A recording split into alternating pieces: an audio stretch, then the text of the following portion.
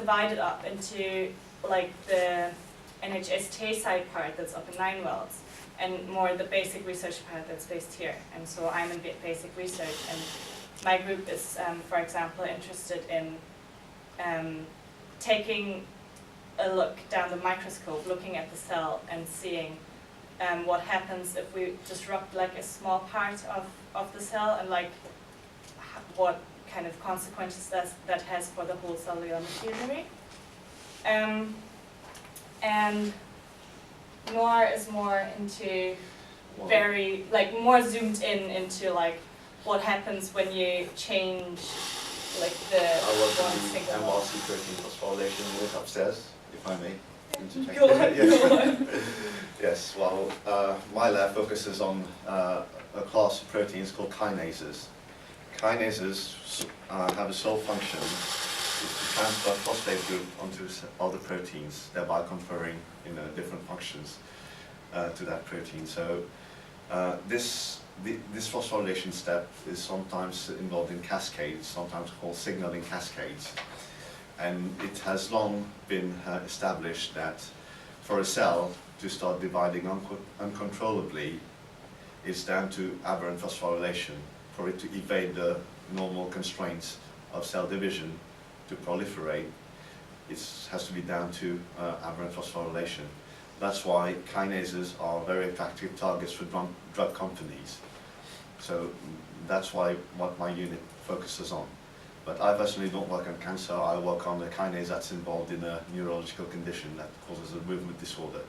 But the bottom line is, I'm interested in kinases. So yes, there are about 500, more than 500 kinases in the human genome. So that's why drug companies are really interested in them. So every signaling pathway in a cell is bound to be affected by a kinase. So that's what we'll attempt to explain to you. So if you have any questions, please ask. Would you like to carry on?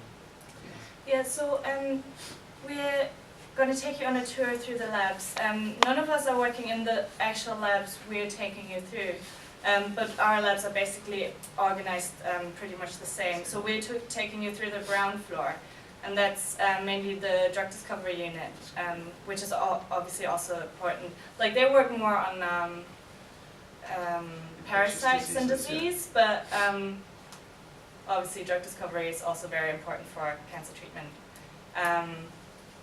And yeah, well, like, going through the labs, we're going to explain like some of the equipment to you that we're using on a daily basis. And on the tour, you're going to have to wear lab coats and safety specs, because we're also taking you through some of the organic chemistry labs, and there it's like important to have safety specs on. And then may I ask you to maybe not like touch too many of the things, because like, especially for example, like the pipetting robots, they'd be sensitive to like any kind of impact that is like on the tables or something. So yeah, just don't touch everything, basically. Yeah, but yeah, should we just? Yeah, we should go.